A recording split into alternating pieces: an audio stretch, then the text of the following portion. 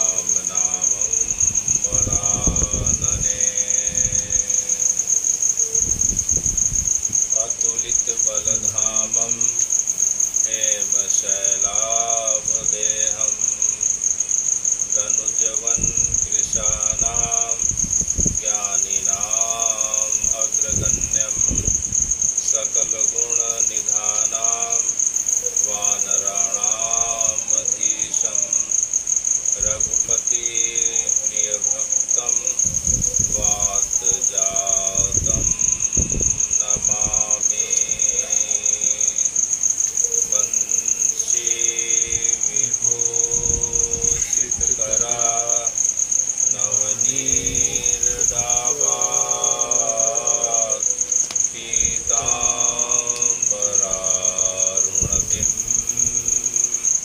फलाधरोष्ठात् पूर्णेन्दु सुन्दरमुखारविन्दनेत्रात् कृष्णापरं किमपि तत्त्वम् अहं न जाने। कृष्णापरं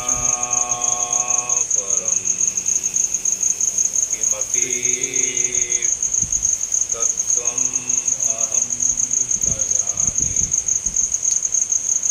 भगवान् अपिता रात्रि भगवान् अपिता रात्रि शरदेन्दुफुल्लमल्लिका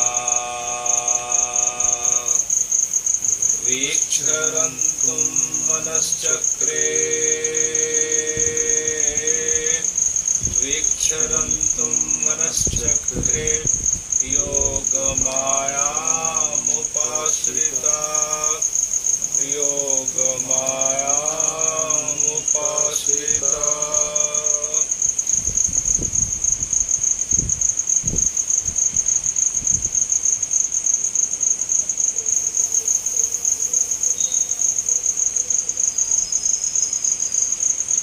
श्री कृष्ण चैतन्य प्रभो जीवे दया करी स्वपार्षदे संग स्वधाम उतरी। श्री कृष्ण चैतन्य प्रभो जीवे दया करी स्वपार्षदे संग श्रीधाम उतरी स्वपार्षदे संग श्रीधाम उतरी।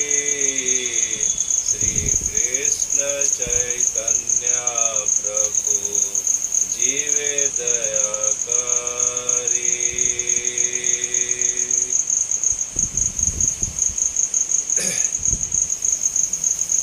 हे भगवान,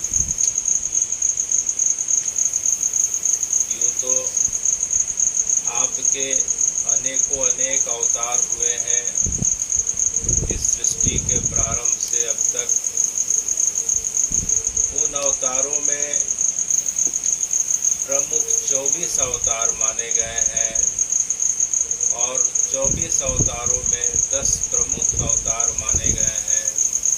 लेकिन हे भगवान, हम देखते हैं कि आपके अवतार का जो प्रायोजन अभी तक का जो रहा है उसमें दुष्टों का दलन और भक्तों के ऊपर अद्भुत कृपा। जो भक्त आपके लिए अनेकों अनेक युगों से अनेकों अनेक वर्षों से जो आपके दर्शन के अभिलाषी होके निरंतर तप कर रहे हो, यज्ञ कर रहे हो, योग साधना कर रहे हो, भक्ति कर रहे हो, उनके लिए हे भगवान आप सुलभ होते आए हैं। लेकिन आपका पूरे 24 अवतारों में असंख्य असंख्य बार अवतार देने के बाद भी, दर्शन देने के बाद भी एकमात्र ऐसा कौन सा ऐसा अवतार है हे भगवान, जिसमें आप बिना किसी भक्त के प्रयोजन के लिए कि वो भक्त मुझे मानता है कि नहीं, मेरी पूजा अर्चना करता है कि नहीं, मेरी भक्ति में लीन रहता है कि नहीं, मेरे लिए समय निकालता है कि नहीं, हे भगवान आप जो है इन सब का भेद न करते हुए आपके मन का भाव बस यह रहता है कि किसी प्रकार से मैं संसार के सभी जनों को एक साथ जो है निहारते हुए अपने दोनों हाथ फैला के उसे जो है अपने गले से लगा लूं। तो हे भगवान, यह अवतार आपका श्री क्षेत्र, पुरी क्षेत्र, पुरुषोत्तम क्षेत्र, नाभि क्षेत्र में स्थित जो है महोदधि के बीच जो है आपका श्री जगन्नाथ अवतार कहा गया है। आपके जितने भी अवतार हैं हे भगवान, सभी अवतारों में आप जो है कुछ न कुछ अस्त्र शस्त्र धारण करके रखते हैं। प्रमुख अवतार हम आपके राम जी का अवतार देखते हैं तो आप जो है कोदंड नाम का धनुष को धारण करके रखते हैं। कृष्ण अवतार में आप जो है उसमें आप चक्र धारण करके रखते हैं, सुदर्शन चक्र धारण करके रखते हैं, कौमुदगी नाम की गदा को धारण करके रखते हैं। लेकिन हे भगवान, आपका जो श्री जगन्नाथ जी का अवतार है उसमें आपने किसी भी अस्त्र शस्त्र को धारण नहीं किया है, अपितु आपका जो सुदर्शन चक्र है वह भी जो है बलराम भैया के बगल में सुदर्शन चक्र भी भक्तों के प्रेम में वशीभूत होके लंबाकार बेलनाकार जो गोलाकार जो सुदर्शन चक्र रहता है वह लंबा बेलनाकार होके भक्तों के विरह में दग्ध होके वह जो है इस प्रकार से निष्काम पड़ा हुआ है। अब उसके मन में दुष्टों के प्रति जो है संहार की भावना नहीं है, चक्र के मन में यह भावना नहीं आ रही है कि मैं जो दुष्टों का दलन करूं, अपितु वह जो है कोई भी वर्ग का व्यक्ति हो, कैसा भी वर्ण व्यवस्था का व्यक्ति हो, उसे जो है गले लगाने के लिए, उसका कल्याण और उद्धार करने के लिए वह जो है बाट जो रहा है। तो हे भगवान, आपका जो श्री जगन्नाथ जी का जो अवतार है बिना अस्त्र शस्त्र का है, उस अवतार का हेतु जो है केवल और केवल अपने भक्तों को प्रेम बांटना है। भक्त ना करके संसार के सभी जनों को केवल और केवल प्रेम का दान करना है, उनकी सब गलतियों को क्षमा करते हुए उन्हें अपना लेना है और उसे जो है भक्ति का परम पद प्रदान करना है। तो ऐसा जो अवतार का हेतु है, श्री जगन्नाथ जी के अवतार के हेतु की पिछले बार हमने कथा सुनी थी कि जगन्नाथ जी जो है, जो दूसरी कथा है, जगन्नाथ जी के अवतार के जो है 3 हेतु हैं। कितने हेतु हैं? 3 हेतु हैं। तो जो दूसरा हेतु है, दूसरा कारण है, पिछले हम 1-2 वर्षों से सुनते आ रहे हैं कि जगन्नाथ जी जो है इस प्रकार से पुरी में क्यों अवतार लिए हैं कि जो है उनकी आंखें गोल गोल है, चेहरा गोल गोल है, हाथ जो है बस हाथ का ठूंठ है, पूरा हाथ भी नहीं है, पैर नहीं है। इस प्रकार से जो है आधे अधूरे स्वरूप में जो है जगन्नाथपुरी में जो विग्रह दिखाई पड़ते हैं, उसका मूल हेतु क्या है? तो हमने जो पिछले 2 वर्षों की कथा में सुना था कि जो है कथा लंबी है, जो सुना था वह दूसरा हेतु है। तो जो पहला हेतु जो हम सुनने जा रहे हैं, इसके पश्चात दूसरे हेतु को, दूसरे कारण को भी सुनेंगे। तो जो पहला हेतु होता है जगन्नाथ जी का जो है अवतरण का जो होता है वह यह है कि भगवान के कमल नाल से ब्रह्मा जी उत्पन्न हुए। कौन उत्पन्न हुए? ब्रह्मा जी। भगवान के कमल नाल से ब्रह्मा जी उत्पन्न होते हैं। ब्रह्मा जी को भगवान ने जो है आकाशवाणी के माध्यम से आदेश प्रदान किया, तप तप अर्थात जो है तप करो ब्रह्मा, तप करो। तो ब्रह्मा जी ने फिर तप किया। तप के पश्चात जो है ब्रह्मा जी ने सृष्टि का निर्माण किया। ब्रह्मा जी की परंपरा आगे बढ़ती है। ब्रह्मा जी के जो है मानस पुत्र होते हैं। फिर उसके बाद जो है ब्रह्मा जी के माध्यम से जो है मनु और शत्रुपा का प्रागट्य होता है। फिर जो है इक्ष्वाकु वंश चलता है। कुक्षी विकुक्षी बाण अरण्य पृथु त्रिशंकु दुंदमार भरत असित सगर असमंजस ऐसे होते हुए जो है इस प्रकार से सृष्टि का विस्तार होने लग जाता है।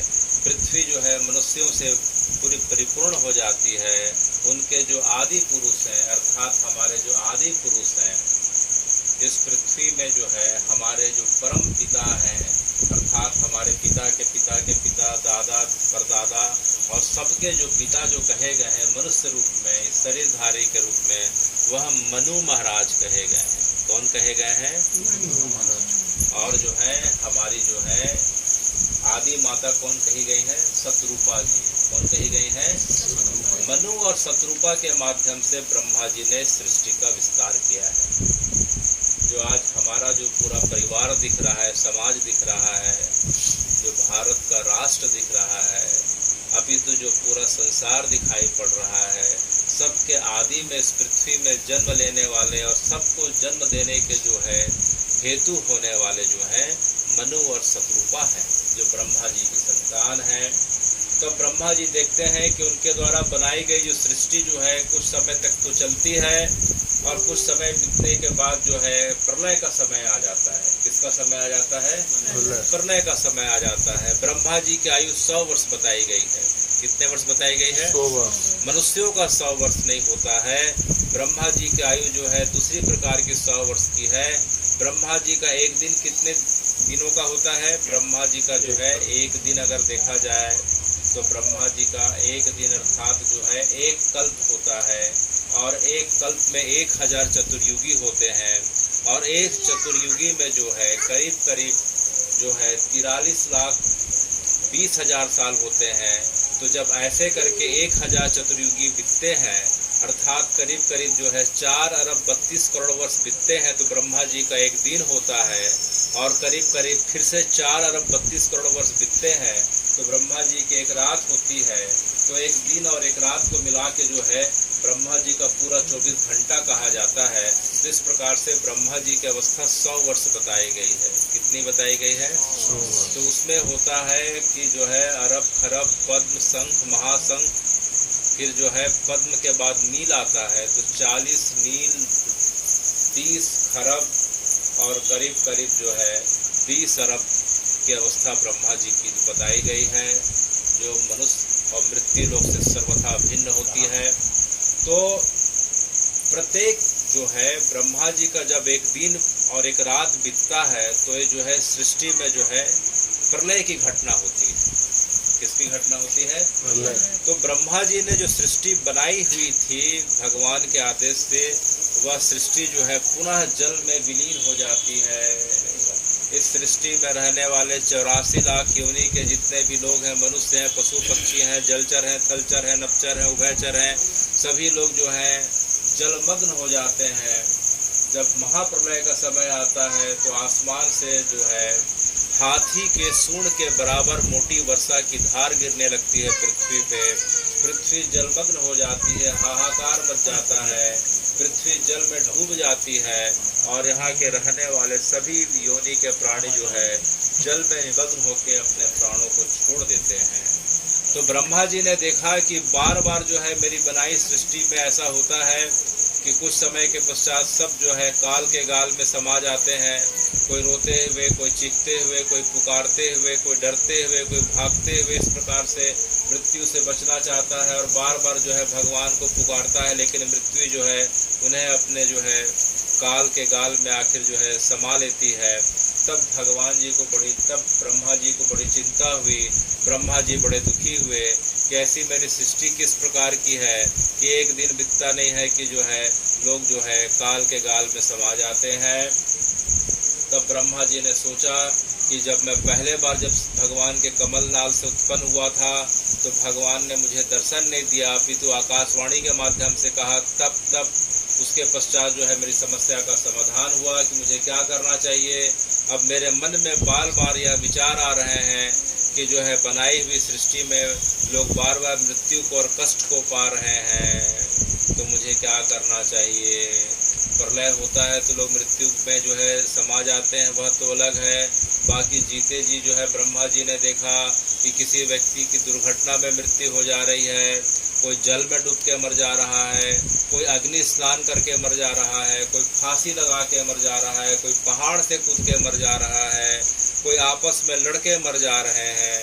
तो इस प्रकार से जो है ब्रह्मा जी ने देखा कि मेरी बनाई सृष्टि में लोग अजीब अजीब प्रकार के कष्टों को पा रहे हैं और आखिरी में सबको जो है मृत्यु का सामना करना पड़ता है। तो ब्रह्मा जी का मन बड़ा दुखी हो जाता है और ब्रह्मा जी पुनः जो है अपने दुखी मन के उठे हुए प्रश्न का उत्तर पाने के लिए पुनः तप करने चले जाते हैं। तो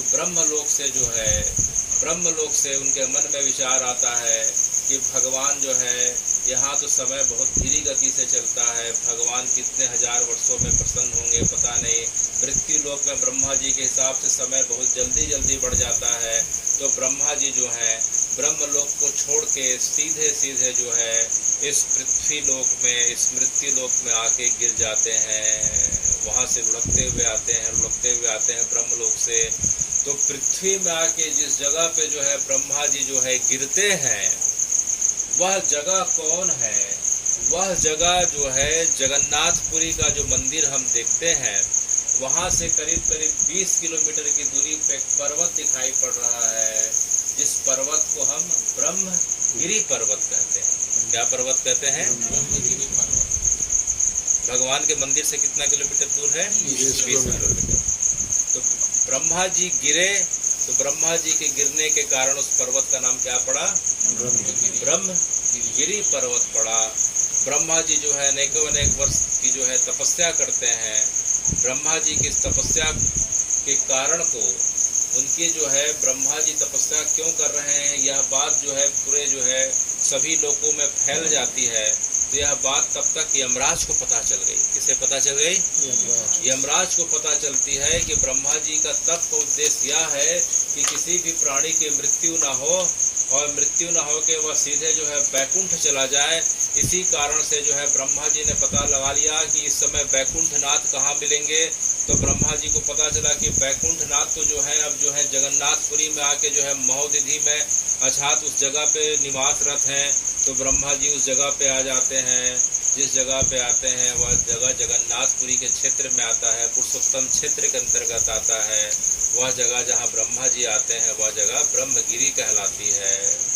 तो ब्रह्मा जी तपस्या करने लग गए। इधर यमराज को चिंता होने लग गई कि ब्रह्मा जी अगर जो है इस प्रकार से तपस्या करके भगवान को लक्ष्मी नारायण को प्रसन्न कर लेंगे और तो लक्ष्मी नारायण अगर उन्हें वर दे देते हैं कि जाओ ब्रह्मा जो है आज से तुम्हारे बनाए गए प्राणियों में किसी की मृत्यु नहीं होगी, सब बैकुंठ को जाएंगे, तो यमलोक खाली पड़ जाएगा।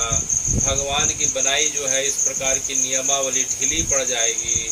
क्योंकि यमराज का काम क्या है कि जो अच्छा कार्य करता है उसे स्वर्ग भेजना, जो गलत कार्य करता है उसे जो है नरक में भेज के दंड प्रदान करना। तो यमराज जो है बड़े दुखी और कातर भाव से जो है वह खुद जो है पुरुषोत्तम क्षेत्र जगन्नाथपुरी आते हैं और लक्ष्मी नारायण से अर्थात श्री हरि के पास जाते हैं। और श्री हरि जब जो है लक्ष्मी जी के साथ जो है बैकुंठ में महोदधि सागर में उस समय निवासरत थे। तो यमराज जाते हैं और उनसे निवेदन करते हैं कि हे लक्ष्मी नारायण आप जो है कृपा करें। तो भगवान ने कहा कि बोलो यमराज क्या बात है, आपका आना क्यों हुआ है। तब यमराज ने कहा कि भगवान यहाँ से थोड़ी दूरी पे ब्रह्मगिरी पर्वत पे ब्रह्मा जी तपस्या कर रहे हैं। कुछ समय के पश्चात वे तपस्या के बाद आपको प्रसन्न कर लेंगे और आपसे यह वरदान मांग लेंगे कि जो है उनकी बनाई सृष्टि में किसी की मृत्यु ना हो, कोई अमलोक ना जाए अपितु जो है सब के सब बैकुंठ चले जाएं। तो हे भगवान, अगर ब्रह्मा जी यह वर मांग लेते हैं कि जो है सभी के सब बैकुंठ चले जाएं, तो जो है पूरा यमलोक खाली हो जाएगा, तो ऐसा जो है बड़ा अनर्थ हो जाएगा। आपकी बनाई सृष्टि में इस प्रकार के जो है असमंजस की स्थिति आ जाएगी। तब जो है भगवान ने देखा, अरे ब्रह्मा जी तो ब्रह्मलोक को छोड़ के सामने ब्रह्मगिरी पर्वत पे तपस्या कर रहे हैं, और देखते देखते उनकी तपस्या पूर्ण होने वाली है और तपस्या का फल उन्हें देने के लिए जाना पड़ेगा। तो बड़े असमंजस की स्थिति में आ गए। भगवान ने श्रीहरि ने लक्ष्मी जी की तरफ देखा। लक्ष्मी जी जो है श्रीहरि की बात को समझ गई कि भगवान को बड़ा असमंजस हो रहा है कि यमराज को भी जो है निराश नहीं कर सकते, और ब्रह्मा जी तप कर रहे हैं तो तप का जो है उन्हें फल देना पड़ेगा, अर्थात वरदान देना पड़ेगा। तब क्या किया जाए? तब जो है लक्ष्मी जी ने जो है तत्काल ब्रह्मा जी के इस प्रकार के भावों को और यमराज के भावों को समझते हुए अब दोनों के बीच का हल निकाल लिया। लक्ष्मी जी जो है यमराज को बोली कि यमराज बैठो बैठो, देखो ऐसा है कि जो तप कर रहा है उसका फल तो देना पड़ेगा, लेकिन आप भी जो है भगवान के श्रीहरि का अनन्य भक्त हो। आपके कारण जो है श्रीहरि निश्चिंत होकर बैकुंठ में निवास करते हैं। उनको जो है आपके जो है इस प्रकार के अनुशासन के कारण कि आप जो है सृष्टि में जिनका शरीर छूट जाता है उनका आप इतना विधि विधान के साथ जो है आप जो है उनकी करते हो कि जो गलत कार्य करता है उससे आप नरक की सज़ा देते हो, अच्छे कार्य वालों को स्वर्ग प्रदान करते हो, फिर आगे के लोगों को प्रदान करते हुए उसे जो है श्रीहरि के पास भेजते हो। तो आपने इतनी अच्छी व्यवस्था करके रखी है कि श्रीहरि पूरी तरीके से निश्चिंत हो गए हैं, तो आपकी बात भी जो है टाली नहीं जा सकती। ब्रह्मा जी भी तप कर रहे हैं, उन्हें भी वरदान देना पड़ेगा, उन्हें भी निराश नहीं किया जा सकता। यह सुन के यमराज और डर गए। इसका मतलब ब्रह्मा जी को आप वरदान दे देंगे कि जो है आपके बनाई सृष्टि में किसी की मृत्यु ना हो, सभी बैकुंठ चले जाएं, सभी बैकुंठ चले जाएं, तब फिर मेरा क्या होगा? तब जो है यह बात सुन के लक्ष्मी जी ने कहा कि नहीं नहीं यमराज, ऐसा नहीं होगा। तो बोले कैसा होगा? तब जो है लक्ष्मी जी ने श्रीहरि की ओर देखा, श्रीहरि ने लक्ष्मी जी की ओर देखा, दोनों ने जो है एक दूसरे को समझा। तब जो है भगवान ने लक्ष्मी जी की बात को समझते हुए यमराज को कहा कि देखो यमराज, अब ब्रह्मा जी की तपस्या के और ब्रह्मा जी की आयु के 50 वर्ष पूरे हो गए हैं। कितने वर्ष पूरे हो गए हैं? 50 वर्ष पूरे होने को आए हैं। और अभी तक जो है जितनी बार सृष्टि में प्रलय होता था, जिसकी मृत्यु होती थी, लेकिन जो है अब जो है ब्रह्मा जी के जैसे 50 वर्ष पूरे होंगे, उनके तपस्या करते हैं उनके 50 वर्ष पूरे हो जाएंगे, तब फिर जो है मैं क्या करूँगा? तो हे भगवान, आप क्या करने वाले हैं? तब भगवान ने कहा कि मैं इस महोदधि से, अर्थात जो है इस समुद्र के पास जो रेत रहेगी, देखो वहाँ एक बड़ा सा पहाड़ दिखाई पड़ रहा है जिसे नीलांचल जो है पर्वत कहा जाता है, जिसे नीलगिरी कहा जाता है। इस जगह पे जो है मेरा जो है दारू ब्रह्म के रूप में, अर्थात जो है नीम के लकड़ी के रूप में मैं अर्चा अवतार लूँगा। कौन सा अवतार लूँगा? अर्चा अवतार लूँगा। और मेरे अर्चा अवतार का जो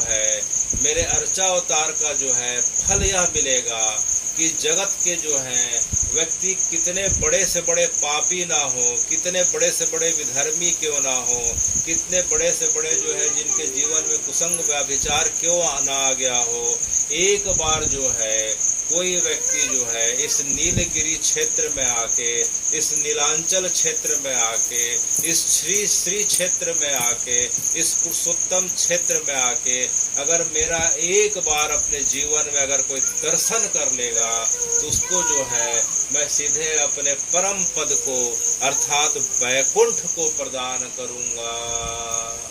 यह सुन के जो है यमराज जो है बड़े प्रसन्न होते हैं कि भगवान आपने बड़ी कृपा करी।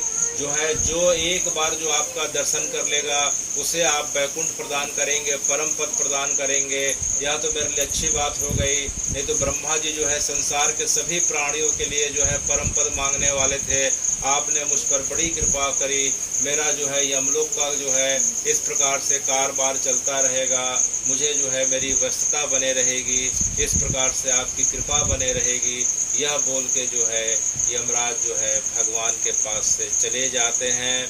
इधर जो है ब्रह्मा जी का तप का समय पूरा होता है। उसी समय उनकी अवस्था 50 वर्ष की जो है ब्रह्मा जी की आयु पूरी होती है। भगवान लक्ष्मी नारायण उन्हें दर्शन देते हैं। ब्रह्मा जी ने वर मांगा कि हे भगवान, आप मेरी तपस्या से प्रसन्न हैं तो आप मुझे जो है यह वरदान दें कि आपकी बनाई सृष्टि में जो है किसी भी व्यक्ति की अगर मृत्यु होती है तो वह जो है परम पद को जाए, प्रलय के जो है इस भीषण ताप से उसे बचा लीजिए, वह सीधे जो है सशरीर वैकुंठ को चला जाए। तो जो है भगवान ने कहा कि हे ब्रह्मा जी, ऐसी बनाई सृष्टि में तो इसका नाम ही मृत्यु लोक है, यहाँ जो भी व्यक्ति आएगा उसे मृत्यु का सामना करना पड़ेगा। लेकिन आपने जो है इस प्रकार का तप किया है तो मैं आपको वरदान देता हूँ कि मैं यहाँ कुछ समय के पश्चात जो है दारू ब्रह्म के रूप में अर्थात नीम के लकड़ी के विग्रह के रूप में मैं जो है शेषनाग जो है बलभद्र के रूप में आएंगे, मैं जगन्नाथ के रूप में आऊँगा और जो है हमारे साथ में जो है सुभद्रा भी रहेंगी। तो जो व्यक्ति इस क्षेत्र में आके, इस नीलांचल नीलगिरी क्षेत्र में आके जो हम तीनों का दर्शन करेगा, उसे जो है आपकी बनाई सृष्टि का जो है अंतिम चरण है, जिसे मृत्यु और मृत्यु के बाद यमलोक की जो सजा होती है उसका सामना नहीं करना पड़ेगा, वह व्यक्ति जो है परम पद को पा जाएगा। यह सुनते ही ब्रह्मा जी प्रसन्न हो जाते हैं और भगवान से जो है बड़े खुशी खुशी से उनसे निवेदन करते हैं कि हे भगवान, आपने जो है जगत के प्राणियों के प्रति कितनी करुणा दिखाई है कि जो व्यक्ति इस क्षेत्र में आके एक बार दर्शन कर लेगा, आप उसके ऊपर जो है इतनी कृपा करेंगे कि वह सीधे वैकुंठ का परम पद का अधिकारी हो जाएगा। तो यह सुन के जो है ब्रह्मा जी अत्यंत आनंदित हो जाते हैं।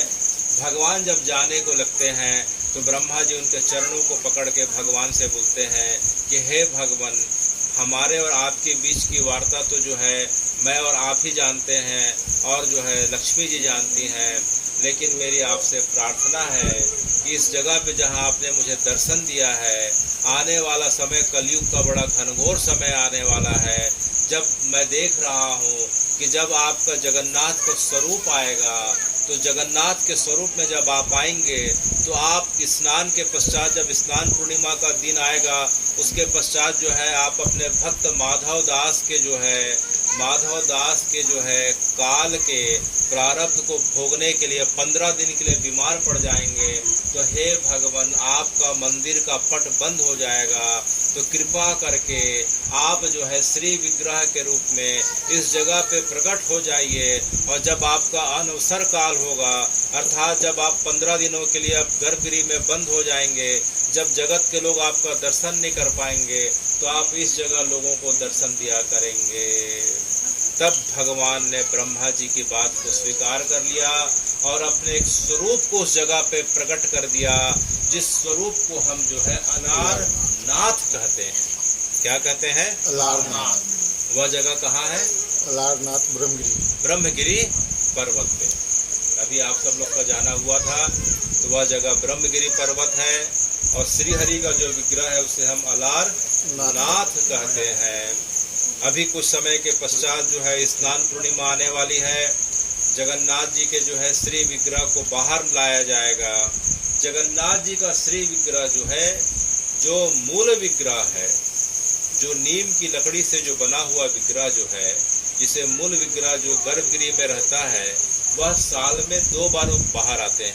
कितने बार बाहर आते हैं? 2 बार। एक बार अभी स्नान पूर्णिमा आने वाली है, जेठ महीने की जो पूर्णिमा है जो है अभी आएगी, तो जो है पूर्णिमा के दिन उनके विग्रह को सिंह द्वार के सामने जो वेदी बनी है उस वेदी में लाया जाएगा और जगन्नाथ जी का स्नान कराया जाएगा। उस दिन को हम क्या कहते हैं? स्नान पूर्णिमा कहते हैं। पहला तो भगवान अपने मूल स्वरूप में जो है स्नान पूर्णिमा को पहले बाहर आते हैं, फिर जेठ महीना बीतता है तो उसके पश्चात जो है आषाढ़ महीना आ जाता है। तो आषाढ़ महीना की जो द्वितीया की तिथि रहती है, अर्थात आषाढ़ महीना का जो दूसरा दिन रहता है, उसमें जगन्नाथ जी फिर जो है जगत के लोगों का ताप दूर करने के लिए और जिन लोगों को भगवान का दर्शन नहीं मिला रहता है, जिस व्यवस्था के लोग किसी कारणों से जगन्नाथ जी का दर्शन नहीं कर पाते हैं। जब हम जगन्नाथ जी के मंदिर जाएंगे तो सिंह द्वार के पास लिखा है 5 भाषाओं में। कितने भाषाओं में? 5। हिंदी में लिखा है, अंग्रेजी में लिखा है, उर्दू में लिखा है, उड़िया में लिखा है और बंगाली में लिखा है कि यहाँ केवल और केवल सनातनियों का प्रवेश जो है की अनुमति है। केवल और केवल सनातनी हिंदुओं को प्रवेश की अनुमति है। और उसमें जो है किस किस को प्रवेश की अनुमति है? पहला हिंदू, दूसरा सिख, तीसरा जैन, चौथा बुद्ध। तो इस प्रकार से जो है इनके अलावा बाकी विदेशी लोगों को और बाकी पंथ और संप्रदाय को मानने वालों को जो है अंदर प्रवेश की अनुमति नहीं है। लेकिन आपका नाम तो जगन्नाथ है, उनका नाम क्या है? जगन्नाथ। भगवान का नाम जगत के नाथ हैं, जगन्नाथ हैं। अगर वो हिंदुओं के ही नाथ रहे तो जगन्नाथ कैसे कहलाएंगे? तो जगत के नाथ है माने जो है जो व्यक्ति किसी भी वर्ण व्यवस्था का हो, किसी भी पंथ का, किसी भी मजहब का, किसी भी संप्रदाय का मानने वाला हो, अगर जगन्नाथ जी के प्रति थोड़ी सी भी आस्था रहती है तो मंदिर के अंदर प्रवेश ना हो पाए कोई बात नहीं। भगवान इतने कृपालु हैं कि साल में 2 बार खुद जो है पैदल चलते हुए बाहर निकलते हैं और लोगों को दर्शन करके उनके जो है पापों का, तापों का, उनके संतापों का जो है हरण कर लेते हैं। तो वह पहला दिन रहता है स्नान पूर्णिमा, अभी आने वाली है। पहला दिन कौन सा है? स्नान पूर्णिमा। और स्नान पूर्णिमा के 15 दिनों के पश्चात दूसरी तिथि आती है, आषाढ़ माह की द्वितीय तिथि। वह तिथि होती है रथ यात्रा की तिथि होती है। तो रथ यात्रा के लिए भी जगन्नाथ जी बाहर जाते हैं। उसके पश्चात जो है भगवान जो है द्वितीया से लेके 9वीं तक वहाँ रहते हैं। फिर 10वीं के दिन जगन्नाथ जी पुनः वापस जब आते हैं गुंडीचा से, जब पुनः जो है जगन्नाथ जी के मंदिर में आते हैं, श्री मंदिर में आते हैं, तो पुनः दर्शन प्रदान करते हैं। तो जो भक्त किसी कारण से जो दूसरे पंथ के हैं, संप्रदाय के हैं, जिनको मंदिर के अंदर जाने को अनुमति नहीं है, तो जगन्नाथ जी उनके लिए खुद बाहर निकल जाते हैं और उन्हें दर्शन प्रदान करते हैं। इसका प्रमाण हे भगवान, इसका प्रमाण क्या है? इसका पहला प्रमाण जो है, पहला प्रमाण क्या है? राजा रामचंद्र जो हैं उड़ीसा के राजा थे, उत्कल के राजा थे। अभी हम उत्कल के राजाओं का इतिहास भी कुछ देखने वाले हैं। उसी परंपरा में आज से करीब करीब जो है 600 साल पहले वहाँ के उड़ीसा के जो राजा हुए उनका नाम था रामचंद्र। क्या नाम था? रामचंद्र। तब उस समय आक्रांताओं का आक्रमण होता है और उन्हें जो है हार का सामना करना पड़ता है, बंदी बना लिया जाता है। उस समय वहाँ का जो है राजा जो है मुगलिया शासक था तकी खान नाम का, वह रामचंद्र को बंदी बना लेता है और बंदी बनाने के बाद सोचता है कि इसका क्या किया जाए। तो अपने मंत्री से पूछता है कि इसे मैं जान से मार दूं क्या? तो बोले महाराज इसको जान से मारने का मतलब नहीं है। अच्छा मंदिर को जाके विग्रह को तोड़ दिया जाए क्या? बोले मंदिर के विग्रह को भी तोड़ने का नियम नहीं है। तो बोले फिर तोड़ेंगे तो भी तो कोई फायदा नहीं है। तो बोले फिर क्या किया जाए? तो उसके मंत्री ने जो है उस आक्रांता को सलाह दिया कि महाराज हम 2 काम करते हैं। बोले क्या काम करते हैं? कि इसको जो है आप अपने पंथ में दीक्षित कर दीजिए, अर्थात जो है आप एक काम करिए कि इसको जो है आप अपनी बहन का विवाह इससे करा दीजिए। किससे करा दीजिए? अपनी बहन का विवाह किससे करा दीजिए? रामचंद्र से। राजा वहाँ का जो था उसका नाम था रामचंद्र, ठीक है।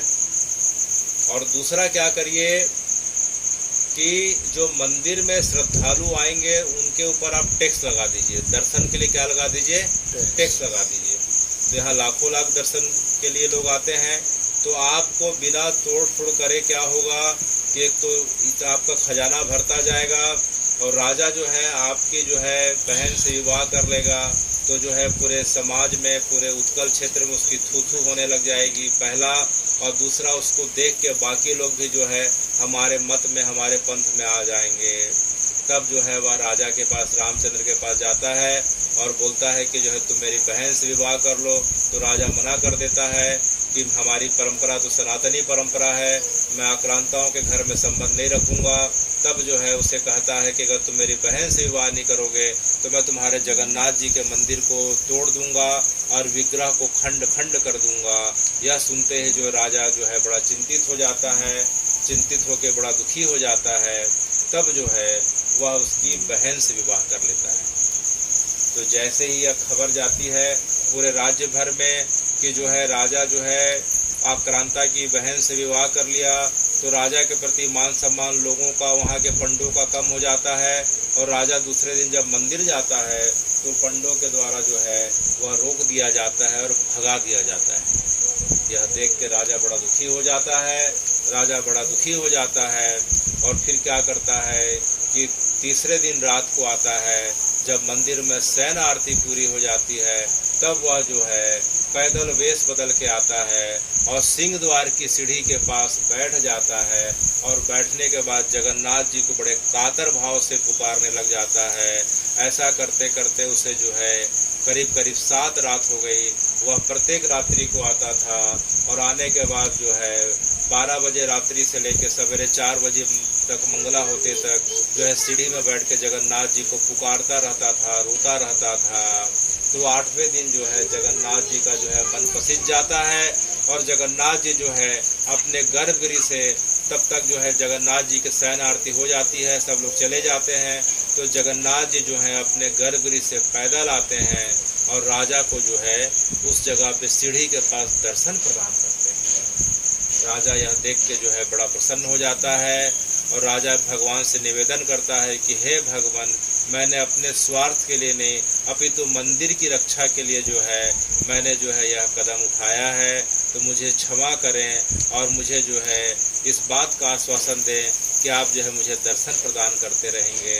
तब जगन्नाथ जी ने कहा कि जो है हे राजा, मैं तुम्हारी भावना को समझता हूँ और आज के बाद जो है मैं इसी जगह पे तुम्हें रोज़ मिला करूँगा। तो जब देखते हैं वहाँ के पुजारी देखते हैं, जब सवेरे जाते हैं कि जगन्नाथ जी के जो गले की वजंती माला है वह जो है गजले की वजंती माला टूटी हुई मिलती है। सवेरे मंगला के लिए जब पुजारी लोग जाते हैं तो गले की माला, वजंती माला जो है भगवान के घुटने के नीचे तक पहनाई जाती है। तो जगन्नाथ जी अपने भक्त रामचंद्र का भाव और करुण पुकार को सुन के जो है अपने गर्भगृह से जो है दौड़ते दौड़ते जाते हैं। तो जो है इस प्रकार से दौड़ते दौड़ते जाने के कारण वैजंती माला जो है पैर में फंस के टूट जाती है और रास्ते में पूरे फूल बिखरे रहते हैं। तो आके देखते हैं, अरे जगन्नाथ जी के जो है फूल तो यहाँ तक आए हुए हैं, सीढ़ी तक आए हुए हैं। तो जो है पुजारियों को समझ में नहीं आता। फिर जो है पुजारी दूसरे दिन जो है छुप के देखते हैं तो देखते हैं कि जगन्नाथ जी जो है इस जगह पे राजा रामचंद्र को आके दर्शन दे रहे हैं, उनसे बात कर रहे हैं। फिर जब पुजारी जब यह घटना देखते हैं तो उन्हें समझ में नहीं आता है कि हम तो राजा रामचंद्र को मना कर दिए थे और जगन्नाथ जी इसको दर्शन देने के लिए रोज आ रहे हैं। तब जो है पुजारी जगन्नाथ जी के पास जाके निवेदन करते हैं।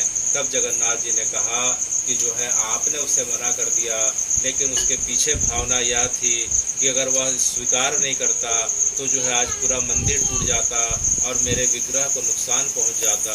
तो उसकी भावना पवित्र है, आप जो है उसके लिए परेशान मत हो। तब जो है सबको यह बात पता चली। तो राजा जो है वहाँ का जो उत्कल का राजा था रामचंद्र, पुजारियों ने बड़े जो है खुशी के साथ जो है उसको मंदिर के अंदर आने की अनुमति प्रदान करी। तो यह घटना पहले बार की हुई कि आप जगत के नाथ हैं। और दूसरी बात जो है आती है रसखान की। किसकी आती है? रसखान की। रसखान को जब पता चलता है कि जो है आज से 500 वर्ष पूर्व की घटना है कि रसखान को जब पता चलता है कि भगवान कृष्ण उनके आराध्य जो हैं वे वृंदावन में, तो उनकी द्वापर में लीला हुई थी, लेकिन वे वर्तमान में आजकल जो है जगन्नाथपुरी में जगन्नाथ के रूप में रहते हैं। तो रसखान वृंदावन से जगन्नाथपुरी आ जाते हैं और जगन्नाथपुरी आते हैं तो पंडों ने जो है उन्हें पकड़ लिया और उन्हें जो है अंदर जाने के लिए मना कर दिया। पंडों को समझ में आ जाता है कि कौन व्यक्ति किस पंथ का है, सनातनी है कि नहीं। तो जैसे ही समझ में आया रसखान को क्या करे, रोक दिए। तो रसखान जो है रात भर जो है सीढ़ी में बैठे रहे। और रसखान तो महान कवि थे, तो रसखान ने भगवान को पुकारते हुए कहा कि अगर हिंदुओं के नाथ हो तो कोई बात नहीं, अगर हिंदुओं के नाथ हो तो कोई बात नहीं, लेकिन अगर जगत के नाथ हो तो मेरी सुधि लीजिए। लेकिन हे भगवान, अगर आप जगत के नाथ हैं, जगन्नाथ हैं, तो आपके लिए मनुष्यों में भेद कैसा? अगर आप जगत के नाथ हो तो मेरी सुधि लीजिए। तो जैसे ही रसखान ने इस भाव से भगवान को पुकारना प्रारंभ किया, जगन्नाथ जी अपना गर्भगृह छोड़ के आ जाते हैं और रसखान को दर्शन प्रदान करते हैं। तब से लेके आज तक यह परंपरा बन गई है कि कोई व्यक्ति जो है दूसरे पंथ का है, जो सनातनी नहीं है इन चारों में, तो वह करे तो करे क्या? अगर स्नान पूर्णिमा के दिन नहीं जा पाया, जो साल में एक दिन आता है, रथ यात्रा में बड़ी भीड़ रहती है, जाके दर्शन नहीं कर पाया, तो क्या उसे जगन्नाथ जी के दर्शन नहीं होंगे? तो जगन्नाथ जी ने कहा नहीं, ऐसी कोई बात नहीं। जो व्यक्ति अगर जो है मेरी प्रति थोड़ी सी भी भावना रखता हो और किसी भी पंथ संप्रदाय मजहब का हो, वह व्यक्ति जो है बड़े भाव के साथ उसे आना चाहिए। और सिंह द्वार के पास जो है, जो सीढ़ी है, सिंह द्वार में 22 सीढ़ी है। कितनी सीढ़ी है? 22 सीढ़ी है।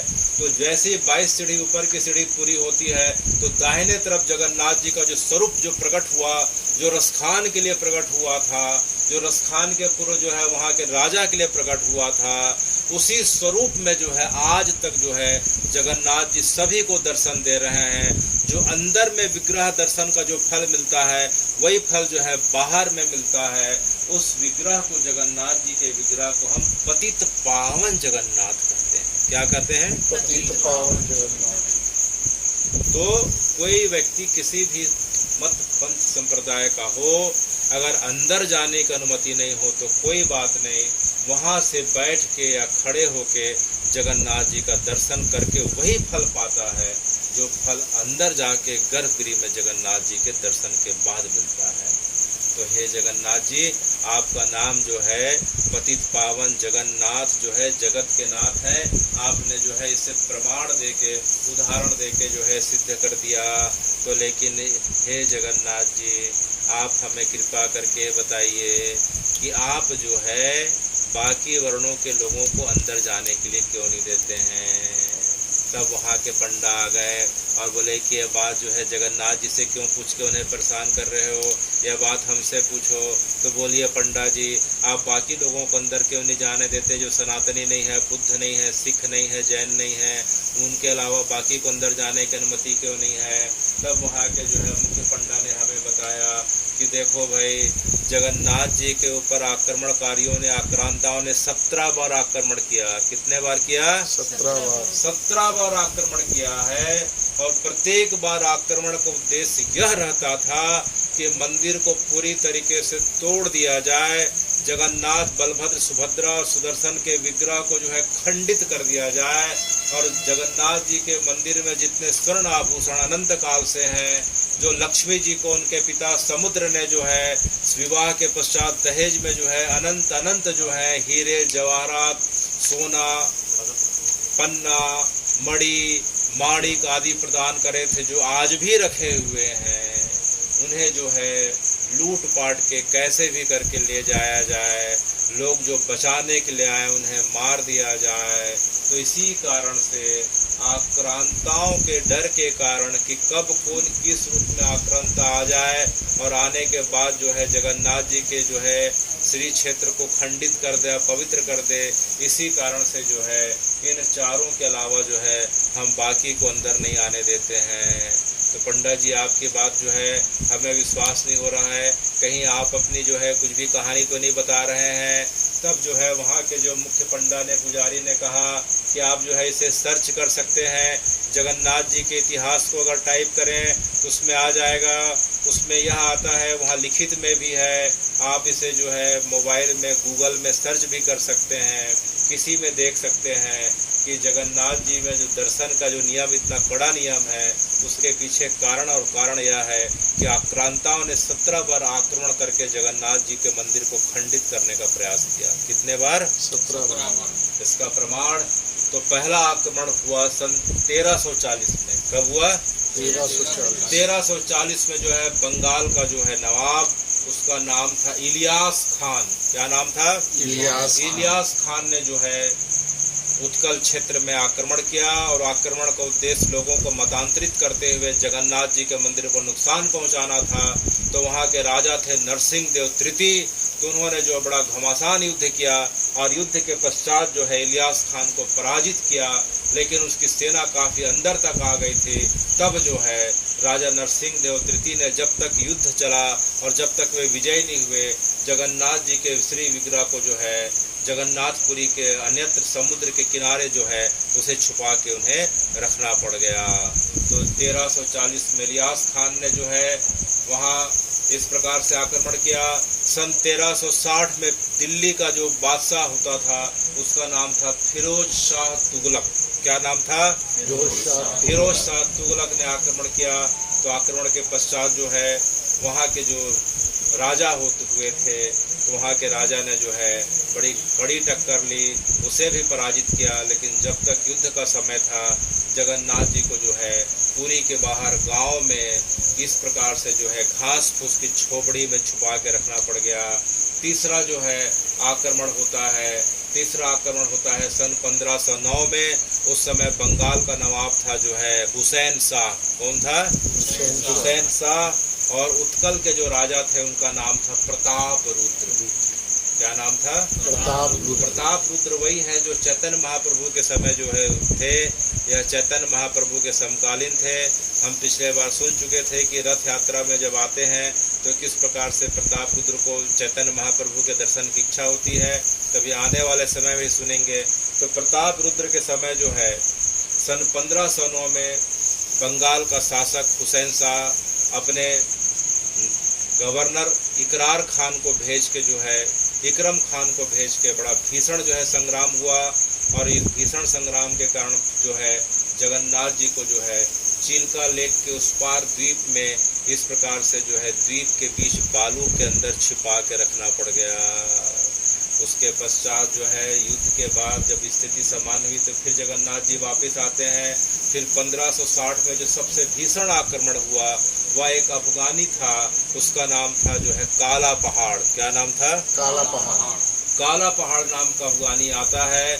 वह पूरा जगन्नाथ जी के श्री क्षेत्र से लेके गुंडीचा से लेके पूरा अलारनाथ तक इस प्रकार से विध्वंस करता हुआ आगे बढ़ जाता है।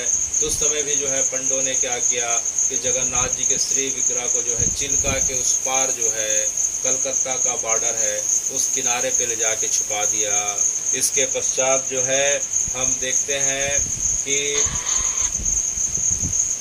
काला पहाड़ 1560, उसके पश्चात हम देखते हैं 1590 में आक्रमण हुआ।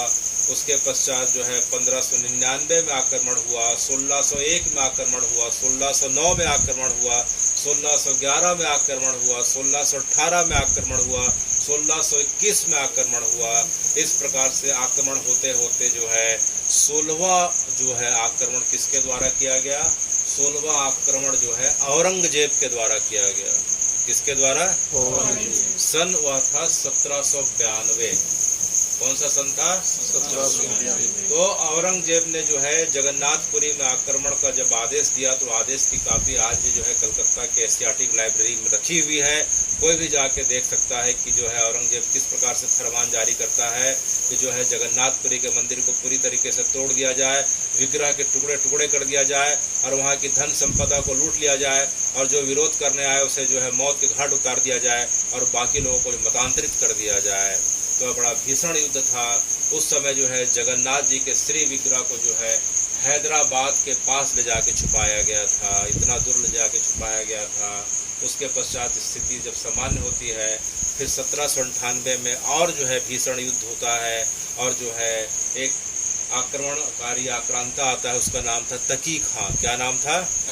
तकी खां आके जो है पुनः आके आक्रमण करता है और जगन्नाथ जी के विग्रह को जो है कलकत्ता से आगे विजयनगर तक ले जाके छुपाना पड़ता है। तो इस प्रकार जो है 17वां आक्रमण तकी खान के द्वारा हुआ। फिर धीरे धीरे आक्रांताओं की शक्ति कम पड़ने लग गई। फिर मराठाओं का समय आया, मराठाओं का वैभव पूरे जो है भारत में जो है फैलने लगा और जो है आक्रमणकारी पस्त होने लग गए और जो है जगन्नाथ जी का मंदिर की पुनः प्राण प्रतिष्ठा हुई और मंदिर का पुनर्निर्माण हुआ और जो है जगन्नाथ जी के श्री विग्रह को सम्मानपूर्वक जो है रखा गया। तब से लेकर आज तक जगन्नाथ जी का श्री विग्रह जो है इनके बाद जो है वहीं का वहीं यथावत है। तो कुल मिला के कहने का मतलब यह हुआ कि वहाँ जगन्नाथ जी के मंदिर में प्रवेश का अधिकार केवल सनातनियों को है, सिखों का है, बौद्ध और जैनियों को है। उसके पीछे कारण यह है कि इन आक्रमणकारियों ने जो है 17 बार आक्रमण करके जगन्नाथ जी को जो है उस जगह से श्री क्षेत्र से हटने के लिए विवश किया है, हमारे स्वाभिमान पे ठेस पहुंचाई है, हमारी परंपरा पे आघात किया है, हमारे इस प्रकार से सम्मान के जो है टुकड़े टुकड़े कर दिए गए हैं। तो इन आक्रमणकारियों को, आक्रांताओं को तो जगन्नाथ जी अपनी मर्जी से जो करना चाहें करें, लेकिन जो है मंदिर की सुरक्षा की दृष्टि से, सनातन की रक्षा की दृष्टि से तब से यह जो है नियम बना दिया गया है कि जो इन सनातनी के जो 4 भाग बताए गए हैं, जिसमें हिंदू हैं, सिख हैं, बौद्ध हैं और जैन हैं, उनके अलावा बाकियों का प्रवेश वर्जित है। लेकिन इसके बाद भी जगन्नाथ जी इतने दयालु हैं कि वे पतित पावन जगन्नाथ के रूप में सिंह द्वार के पास दाहिने तरफ जो है बाहर में आज भी सबको दर्शन प्रदान कर रहे हैं। पहला स्नान पूर्णिमा के दिन दर्शन प्रदान करते हैं, खुले मैदान में आके जो है सिंह द्वार के पास उनकी वेदी बनती है, आप लोग का जाना हुआ था। इसके पश्चात जो है आषाढ़ की द्वितीया के दिन जगन्नाथ जी जो है रथ में सवार होकर जो है करीब करीब पिछले बार हम देख रहे थे कि 25 लाख से ज़्यादा लोग आए हुए थे, एक साथ सबने जो है जगन्नाथ जी का दर्शन किया था। तो जगन्नाथ जी जो है इसी कारण से कुछ नियमों में वहाँ के पुजारियों के, वहाँ के लोगों के द्वारा नियमों में आबद्ध हैं कि जो है सबका प्रवेश नहीं हो सकता है। मोबाइल ले जाना भी वर्जित है, कैमरा ले जाना भी वर्जित है। कारण इसका ये है कि वहाँ की अंदर की लोकेशन, वहाँ की सूचना जो है आक्रांताओं को ना मिल जाए और लोग इस प्रकार से वहाँ आक्रमण ना कर डालें और जगन्नाथ जी के विग्रह को जो है खंडित मत कर दें। इसी कारण से इतना जो है कठोर नियम बनाया गया है। तो हे भगवान, हम देख रहे हैं कि जगन्नाथ जी की जो है यात्रा निकलती है। अभी जो है जगन्नाथ जी की जो यात्रा जो हो रही है, साल भर में जगन्नाथ जी के जो है 13 उत्सव मनाए जाते हैं। कितने उत्सव मनाए जाते हैं? 13 महीने होते हैं 12 और उत्सव होते हैं कितने? 13। तो जो पहला उत्सव होता है जगन्नाथ जी का, उसे हम चंदन उत्सव बोलते हैं। क्या बोलते हैं? चंदन उत्सव। उसके बारे में हम आने वाले समय में सुनने वाले हैं, 1-2 दिन के पश्चात पुनः। तो पहला उत्सव चंदन उत्सव होता है। वह उत्सव जो है अक्षय तृतीया के दिन से प्रारंभ होता है। किस दिन से? अक्षय तृतीया के दिन से प्रारंभ होकर 21 दिनों का उत्सव होता है। वह उस उत्सव में क्या होता है कि जगन्नाथ जी की जो छाया मूर्ति है, जो छाया विग्रह है, मूल विग्रह तो केवल 2 ही बार बाहर आते हैं। हमने सुना कि स्नान पूर्णिमा के दिन बाहर आते हैं, रथ यात्रा के दिन बाहर आते हैं। लेकिन जो उत्सव विग्रह जिसे कहा जाता है कि जो जगन्नाथ जी से मिलता जुलता है, जो मूल स्वरूप से मिलता जुलता है, वह जो है उत्सव के लिए बाहर निकाला जाता है, पालकी में बाहर निकाला जाता है। उस उत्सव विग्रह का नाम है श्री मदन मोहन। क्या नाम है? श्री मदन मोहन जगन्नाथ कहते हैं। तो जो है मदन मोहन जगन्नाथ जी जो हैं अपनी दोनों पत्नियों के साथ, श्रीहरि की 2 पत्नी हैं। श्रीहरि की कितनी पत्नी है? 2 पत्नी है। एक भूदेवी, एक श्रीदेवी। श्रीदेवी माने लक्ष्मी जी और भूदेवी माने पृथ्वी। ठीक है। तो मदन मोहन जी अपनी दोनों पत्नियों के साथ पालकी में बैठ के जो है रोज जो है चंदन यात्रा के लिए निकलते हैं। क्योंकि जो है अक्षय तृतीया के दिन से गर्मी अत्यंत प्रचंड होने लगती है, वह पूरे नौतपा तक रहती है। तो जगन्नाथ जी को गर्मी सहन नहीं होती। तो जगन्नाथ जी का एक व्यक्तिगत स्विमिंग पूल है, जगन्नाथ जी का एक व्यक्तिगत सरोवर है, जिसे हम किस सरोवर के नाम से जानते हैं? नरेंद्र सरोवर। क्या सरोवर के नाम से? नरेंद्र सरोवर के नाम से जानते हैं। तो जगन्नाथ जी जो है अक्षय तृतीया से लेके 21 दिनों तक जो है जगन्नाथ जी की पालकी यात्रा होती है। रास्ते में जो है फूल, चंदन, बेल, इस प्रकार से जो है रास्ते को जो है इन पत्तों से सजाया जाता है। रास्ते भर जो है ठंडी गुलाब की जो है इस प्रकार की फुहारे जो है वो भगवान को जो है इस प्रकार से छिड़की जाती है। भगवान पालकी में जाते हैं। पालकी में जो है भगवान जगन्नाथ जो है मदन मोहन और भूदेवी श्रीदेवी के साथ हैं, और साथ में पीछे एक और पालकी चलती है, उसमें जो है भगवान का जो है दूसरा विग्रह रहता है। वह विग्रह है जो है भगवान का जो है रामचंद्र का, गोविंद का विग्रह रहता है। और साथ में जब भगवान का यह पालकी, दोनों पालकी जो है जब नरेंद्र सरोवर पहुंचती है तो भगवान के जो है 5 सखा और आ जाते हैं। कितने सखा और आ जाते हैं? 5। जगन्नाथपुरी के 5 दिशाओं में जो है 5 तरफ जो है शंकर जी विद्यमान हो गए हैं। जगन्नाथ जी के प्रकट होने के पहले ये जगन्नाथ जी के पंच सखा कहलाते हैं। और पंच सखा जो है सभी के सभी 5 जो है सखा जगन्नाथ जी से इस जो है चंदन यात्रा के जो 21 दिनों की अवधि रहती है, इस 21 दिनों की अवधि में खूब मिलते हैं। तो जो है जगन्नाथ जी के 5 सखा हैं। शंकर जी अपने आप को जो है 5 भागों में विभक्त कर लिए हैं। पृथ्वी, जल, अग्नि, वायु, आकाश जो होता है, तो उसमें जो है हम पिछले बार सुने थे कि शंकर जी के जो है महादेव के 5 महाभूत स्थल हैं, दक्षिण में हमने सुना था। उसी प्रकार से जो है जगन्नाथपुरी में 5 स्थल बताए गए हैं, जिसे हम जगन्नाथ जी के 5 सखा कहते हैं। ये 5 के नाम जो है हमने पिछले बार सुना था, इसमें से 1-2 के नाम स्मरण करने का प्रयास करेंगे।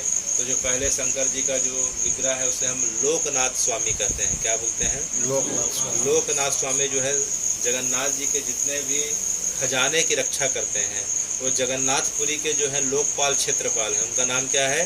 लोकनाथ। ठीक है, एक है लोकनाथ हैं, एक है नीलकंठेश्वर हैं, एक है मार्कंडेश्वर हैं, एक है कपाल मोचन है। और इस प्रकार से जो है जगन्नाथ जी के 5 सखा वैष्णवा नाम यथा संभो, अर्थात विष्णु जी के जो सबसे परम भक्त हैं और आदि भक्त हैं और प्रधान भक्त हैं, यथा संभो अर्थात जो है शंकर जी हैं। उसी प्रकार से हम सुने हैं कि जहाँ हरि है वहाँ हर है, जहाँ हर है वहाँ हरि है। तो जगन्नाथ जी आ गए तो उनके पहले कौन आ गए? जो है महादेव आ गए, शंकर जी आ गए। तो जैसे शंकर जी को पता चला कि जो है जगन्नाथ जी जो है स्नान के लिए, चंदन यात्रा के लिए जाने वाले हैं, तो उनसे रहा नहीं गया, तो 5 जो है क्षेत्र के महादेव आ जाते हैं अपने अपने पालकी में, और जगन्नाथ जी के साथ जो है नरेंद्र सरोवर में खूब नौका विहार करते हैं। रात को 9 बजे से 12, 1, कई बार 2 बज जाता है। तो इस प्रकार से जब 7 पालकी उतरती है तो 7 पालकी के विग्रह को 2 नाव में रखा जाता है। अब नाव कितनी हो गई? 2। आते कितने अलग अलग पालकी में? आते समय पालकी हुई 7, और बैठ के कितने? 2 नाव में बैठ जाते हैं। और 2 नाव में बैठ के पूरे नरेंद्र सरोवर का जो है पूरा का पूरा गोल चक्कर लगाते हैं। खूब भजन होता है, खूब एक दूसरे को जो है इस प्रकार से जो है कोई छेड़ता है तो कुछ सुनाता है, तो कोई हंसाता है तो कोई हंसता है। तो इधर भगवान के सखा हो गए, इधर महादेव के सखा हो गए। इस प्रकार से जो है आपस में हंसी विनोद बातचीत चलते रहती है। रंग गुलाल डाला जाता है, फव्वारे डाले जाते हैं, पानी छिड़का जाता है, स्नान कराया जाता है। और जो है बीच में जब उन्हें यात्रा करते करते, जल के लिए की क्रिया करते करते जब भूख लगती है, तो बीच में जो है मंदिर के बीचों बीच जो है जगह बनी हुई है, उनके विग्रह को वहाँ से उतारा जाता है। उनका फिर से जो है राग श्रृंगार भोग किया जाता है, और भोग करने के पश्चात जब विश्राम कर लेते हैं तो पुनः जो है नाव से बैठा के उनको वापस लाते हैं। फिर जो है अलग अलग पालकी में बैठ के रात को जो है जगन्नाथ जी कई बार 12 बजे, कई बार 1 बजे, कई बार 2 बजे, कई बार 3-3 बजे तक वापस जाते हैं। और वापस जाने के बाद फिर उनकी शयन आरती होती है। तो ये घटना कहाँ होती है? नरेंद्र सरोवर में। अभी यह जो है यह घटना भी रोज के रोज चल रही है। तो जगन्नाथ जी का जो है छाया विग्रह जो है रोज का रोज नरेंद्र सरोवर में जाता है। तो जो है इस सरोवर का निर्माण जो है गंग वंश के जो राजा थे, जो गंग वंश के राजा नरसिंह देव अपने कुल पुरोहित आचार्य जो हैं नरेंद्र देव के नाम से जो है इस नरेंद्र सरोवर का निर्माण किया था, अपने आचार्य को समर्पित करते हुए। इस सरोवर का नाम है नरेंद्र सरोवर नाम है। यह करीब 850 फीट लंबा और 750 फीट चौड़ा है। 850 फीट लंबा और 750 फीट चौड़ा है, और इसका नाम नरेंद्र सरोवर है। यहाँ एक बार कोई व्यक्ति स्नान कर ले और स्नान से ज़्यादा जो चंदन यात्रा का जो है दर्शन कर ले, तो शास्त्र कहते हैं कि वह भगवान के सीधे परम धाम को पाता है, उसे बार बार जन्म मृत्यु के चक्कर में नहीं पड़ना पड़ता। वह सीधे जो है भगवान का पार्षद स्वरूप होके बैकुंठ में जाके भगवान का दर्शन करता है। या उसकी इच्छा रहती है कि भगवान बैकुंठ में ना होके मुझे धरती के बैकुंठ में आप जो है आप बार बार जो है जन्म दो, उसे धरती का बैकुंठ जगन्नाथपुरी में उसको जो है भगवान जन्म देते हैं और अपनी सेवा के लिए अधिकृत कर लेते हैं। तो यह घटना कहाँ की बताई जा रही है? नरेंद्र सरोवर की घटना। यह जगन्नाथपुरी के मंदिर के उत्तर पूर्व की दिशा पे है। और दूसरा जो सरोवर जो हम सुन रहे हैं उस सरोवर का नाम है इंद्र दम्यून सरोवर। क्या सरोवर है? इंद्र दम्यून सरोवर। गुंडीचा मंदिर के बगल में करीब करीब आधा किलोमीटर की दूरी पे इंद्र दम्यून सरोवर है। तो हे भगवान, इस इंद्र दम्यून सरोवर की कहानी क्या है? इंद्र दम्यून राजा जो है सतयुग के हैं। कब के हैं? सतयुग। इंद्र दम्यून राजा आज के नहीं है, सतयुग के हैं। और उनकी पत्नी का नाम क्या है? गुंडीचा है। तो उन्होंने जो है बड़ा अश्वमेघ यज्ञ किया। तो अश्वमेघ यज्ञ किया तो अश्वमेघ यज्ञ के लिए जो है, यज्ञ के लिए क्या होता है कि यज्ञ के लिए पानी की जरूरत है, घी की जरूरत है। तो उन्होंने घी के लिए क्या किया कि जो है करीब करीब जो है 100 करोड़ से ज़्यादा जो है गायों को उस जगह पे जो है बुलाया और रखा। और जो है एक बड़ा सा जो है गड्ढा खोद के भारतवर्ष में 66 करोड़ तीर्थ हैं। कितने तीर्थ हैं? 66 करोड़। भारतवर्ष में 66 करोड़ तीर्थों का जल लाके उस गड्ढे में भरा डाला। तो जो है वह एक सरोवर का रूप ले लिया और आने वाले समय में उस सरोवर का नाम जो है इंद्र दम्यून सरोवर। इंद्र दम्यून और गुंडीचा के प्रार्थना के कारण जो है जगन्नाथ जी जो है उनके घर इस विग्रह के रूप में प्रकट हुए। हम सुनते हैं कि जगन्नाथ जी का जो विग्रह, जो लकड़ी का विग्रह है, जिसे हम दारू विग्रह बोलते हैं। क्या विग्रह बोलते हैं? दारू संस्कृत का शब्द है। किसका शब्द है? संस्कृत। उसे हिंदी में नीम बोलते हैं। क्या बोलते हैं? नीम पहला। और दारू का अर्थ होता है ददाती, माने देना, प्रदान करना। तो नीम का विग्रह है पहला। और दूसरा वह विग्रह क्या प्रदान करता है? प्रेम प्रदान करता है अपने भक्तों को। जगन्नाथ जी जो है हम सबको क्या प्रदान कर रहे हैं? प्रेम। कैसे करके प्रदान कर रहे हैं? अपने दोनों हाथों को इस प्रकार से फैला के प्रदान कर रहे हैं। वह चाहते हैं कि प्रत्येक भक्त जो है आके जो है कैसे भी करके आए, उसे उठा के मैं आलिंगन कर लूं, उसे जो है मैं प्रेम का दान कर दूं। तो जो है इसे कौन सा विग्रह कहते हैं? दारू विग्रह। तो यह दारू विग्रह जो है जगन्नाथ जी का जो है कहाँ प्रकट हुआ? गुंडीचा मंदिर में प्रकट हुआ। और किसके समय प्रकट हुआ? इंद्र दम्यून और उसकी पत्नी गुंडीचा के जो है तप के कारण। तो जब जगन्नाथ जी उन्हें दर्शन देते हैं इंद्र दम्यून और गुंडीचा को, तो जो है बोलते हैं कि हे गुंडीचा, तुम मुझसे कुछ वरदान मांग लो। तो इंद्र दम्यून और गुंडीचा दोनों हाथ जोड़ के जगन्नाथ जी से बोलते हैं कि हे जगन्नाथ जी, अगर आप मुझे जो है वरदान देना चाहते हैं तो यह वरदान दीजिए। बोलो बोलो गुंडीचा, क्या वरदान दूँ? तुम्हारी भक्ति से मैं अत्यंत प्रसन्न हूँ। जगन्नाथ जी हमें यह वरदान दीजिए। बोलो बोलो क्या वरदान चाहिए गुंडीचा? तो जगन्नाथ जी हमें यह वरदान दीजिए कि हमारी आने वाली कोई संतान ना हो, हमारा वंश आगे ना बढ़े, इसके पश्चात जो है हमारी पीढ़ी समाप्त हो जाए। यह सुनते ही जगन्नाथ जी आश्चर्यचकित हो जाते हैं। उनके पास जाके बैठ जाते हैं और बुला के पूछते हैं कि आखिर तुमने इतना कठोर वरदान मुझसे क्यों मांगा? तो जो है गुंडीचा हाथ जोड़ के बोली कि हे जगन्नाथ जी, आज निकल हमारी पीढ़ी में अगर कोई ऐसा वंश का व्यक्ति अगर आ गया, वह भूल से बोल दिया कि ये इस विग्रह को जो है मेरे पूर्वजों ने बनाया, मैंने बनाया, इस मंदिर को मैंने बनाया, तो हे भगवान, अगर उसके अंदर जो है अहंकार आ गया और उसके अंदर यह आ गया कि मैंने आपको बनाया है, यह मंदिर मैंने बनाया है, तो हमारे इतने वर्षों का जो है तपस्या का, आपके प्रति भक्ति का जो है फल शून्य हो जाएगा। तो हमारे पीढ़ी में किसी के अंदर अहंकार ना आए, कोई कुसंगी ना हो, कोई विचारी ना हो। तो बस हे जगन्नाथ जी, आज के बाद हमारी पीढ़ी ना बढ़े। जगन्नाथ जी सुन के चकरा जाते हैं। फिर सोचते हैं अच्छा, अगर तुम्हारी पीढ़ी आगे नहीं बढ़ेगी इंद्र दम्यून, तो आने वाले समय में तुम्हारा जब शरीर छूटेगा तो जो है तुम्हारा जो है श्राद्ध कौन करेगा, तर्पण कौन करेगा।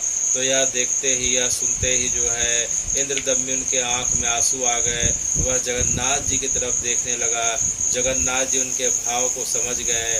बोले मैं तुम्हें वचन देता हूँ कि जब भी तुम्हारा शरीर छूटेगा, तुम दोनों का जो है पिंडदान, श्राद्ध, तर्पण मैं अपने स्वयं हाथों से करूँगा। तो कथा बताती है कि जब इंद्रदम्युन और जो है उसकी पत्नी गुंडीचा का शरीर छूटता है, तो जगन्नाथ जी साक्षात जो है शरीर रूप लेके आते हैं और इसी इंद्रदम्युन सरोवर के निकट जो है दोनों का दाह संस्कार करते हैं, दशगात्र करते हैं, तेरही करते हैं। 16 जो है 13 जो है 348 दिनों में 16 पिंडा आते हैं, 16 पिंडा करते हैं, बरसी करते हैं। उसके पश्चात तब से लेके आज तक जो है जब भी जो है पितर पक्ष का समय आता है, जगन्नाथ जी उनका जो है तब से लेके आज तक तर्पण कर रहे हैं। वह जगह कौन सी है? इंद्रदम्युन सरोवर।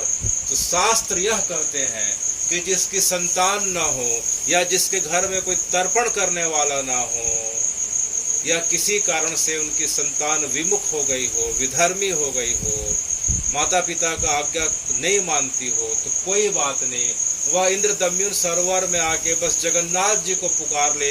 तो जगन्नाथ जी उसकी पुकार को सुनते हुए क्या करते हैं कि उसका जब शरीर छूटता है तो उसकी तिथि में स्वयं आके जो है तर्पण के समय, श्राद्ध के समय उस व्यक्ति का तर्पण करते हैं।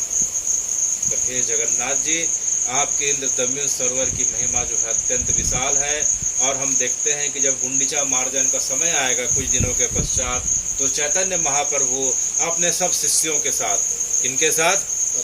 उनके शिष्यों का नाम जो है आज हम बस नाम लेके उनको जो है श्रद्धा अर्पण करते हुए आगे बढ़ेंगे, क्योंकि जो है उनकी कथा जब गुंडीचा मार्जन का समय आएगा तब सुनने वाले हैं। तो चैतन्य महाप्रभु जब यात्रा के समय जो है, जब गुंडीचा मंदिर के साफ सफाई का समय आता है, गुंडीचा मंदिर साल में केवल 9 दिन के लिए खुलता है। कितने दिन के लिए? 9 दिन के लिए। जब जगन्नाथ जी जब रथ यात्रा से जब गुंडीचा आते हैं तो साल भर बंद रहता है। तो गुंडीचा मंदिर में जो है इस प्रकार से जो है पत्ते कचड़े आ जाते हैं, धूल आ जाता है। तो सबसे पहले जो है चैतन्य महाप्रभु ने आज से 500 साल पहले जो है गुंडीचा मंदिर की सफाई करी, जिसे हम गुंडीचा मार्जन कहते हैं। क्या कहते हैं? गुंडीचा मार्जन। गुंडीचा मार्जन कहते हैं। तो चैतन्य महाप्रभु ने अकेले जो है इस प्रकार से मार्जन नहीं किया, उनके साथ राय रामानंद हैं, स्वरूप दामोदर हैं, गोविंद हैं, वक्रेश्वर हैं, दामोदर हैं, राघव हैं, अच्युतानंद हैं। उसके पश्चात जो है श्रीनिवास हैं, गोविंद हैं, गोपीनाथ हैं। तो अनेकों अनेक भक्तों के साथ उड़िया और गौड़िया, कौन कौन से भक्त हैं उनके? उड़िया माने उड़ीसा के भक्त और गौड़िया माने बंगाल के भक्त। तो चैतन्य महाप्रभु के जितने भी भक्त हैं सभी भक्तों के साथ जो है इंद्रदम्युन सरोवर से पानी लेते हैं, जल लेते हैं, घड़े में रखते हैं। इस प्रकार से सब भक्तों की लाइन लग जाती है। इंद्रदम्युन सरोवर में पहला भक्त और आखिरी भक्त गुंडीचा मंदिर के गर्भगृह में सब जो है घड़े से इस प्रकार से घड़े से घड़ा बढ़ाते हुए जाते हैं और पूरा का पूरा दिन भर गुंडीचा मार्जन करते हैं। तो उनके प्रमुख सहयोगी का नाम हमने सुना, राय रामानंद। कौन है? राय रामानंद। ये ललिता के अवतार हैं। किसके अवतार हैं? श्री ललिता। और स्वरूप दामोदर किसके अवतार हैं? विशाखा सखी के अवतार हैं। बाकी और हम सुनेंगे कि जो है रघुनाथ दास है, गोविंद हैं, राघव पंडित हैं, बहुत सारे जो है अद्वैतानंद हैं, श्रीवास हैं, गदाधर हैं। आने वाले समय में हम सबके बारे में थोड़ा थोड़ा जानने का प्रयास करेंगे। तो इस प्रकार से जो है दूसरा सरोवर का नाम आ रहा है, उसका नाम क्या है? इंद्रदम्युन सरोवर है।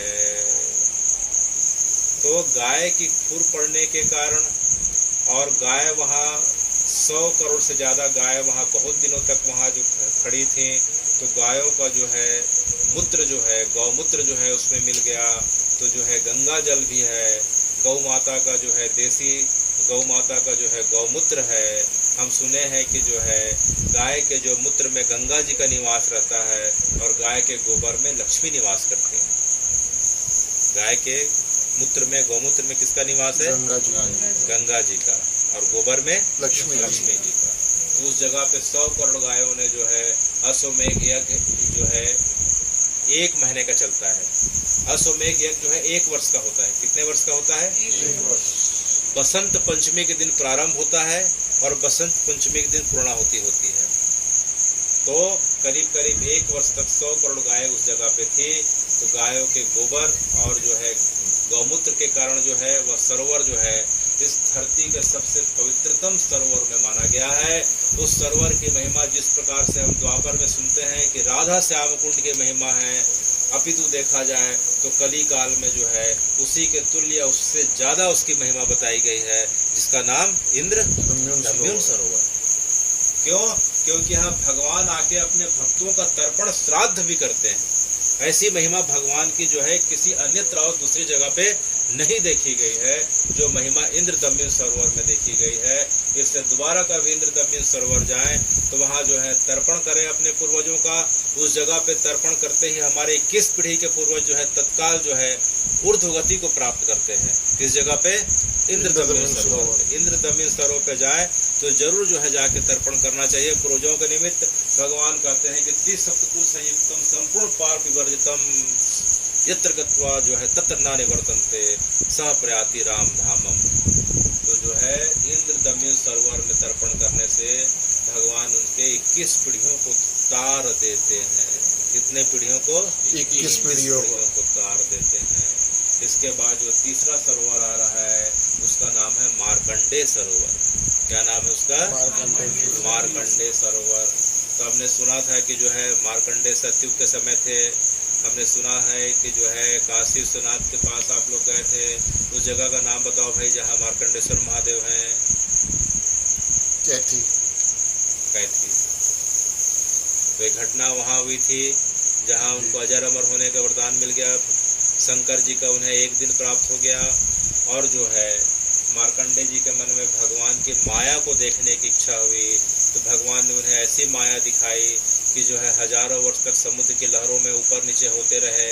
यह देख के जो है भगवान की माया को डर जाते हैं, मन छटपटा जाता है, भयभीत हो जाते हैं। मार्कंडेय भगवान से प्रार्थना करते हैं कि भगवान जो है हजारों साल से समुद्र की लहरों में थपेड़े खा रहा हूँ, अनेकों अनेक बड़े बड़े जीव जंतु मुझे निगल लेते हैं, कभी पटक देते हैं, कभी ऊपर फेंक देते हैं, कभी नीचे फेंक देते हैं। मैं जो है हजारों वर्षों से जो है ठीक से सांस नहीं ले पाया हूँ। कृपया करके अपनी माया हटाइए और मेरे मन को शांत करिए। तब जो है जैसे ही मार्कंडेय ने प्रार्थना करी तब देखते हैं कि समुद्र का जल शांत हो जाता है और मार्कंडेय बहते बहते किनारे आते हैं और एक सरोवर के पास आ जाते हैं। उस सरोवर के पास जो है एक जो है बड़ का पेड़ दिखाई पड़ रहा है। किसका पेड़ दिखाई पड़ रहा है? बट वृक्ष दिखाई पड़ रहा है। वह पास जाके देखते हैं तो बड़ का एक जो है बट वृक्ष का एक पत्ता गिरा हुआ है और इस पत्ते में जो है भगवान का एक स्वरूप जो बाल मुकुंद का स्वरूप है वह जो है अपने बाएं हाथ को पकड़ के दाएं हाथ से बाएं हाथ को, बाएं पैर को अपने दाएं हाथ से पकड़ के जो है बाएं अंगूठे को, बाएं पैर के अंगूठों को अपने मुंह में लगा के चूस रहे हैं, जिनका नाम है बाल मुकुंद। करार विंदे च पदार विंदम मुखार विंदे विनेशंतम पटस्य पत्रस्य पुटे शयनम।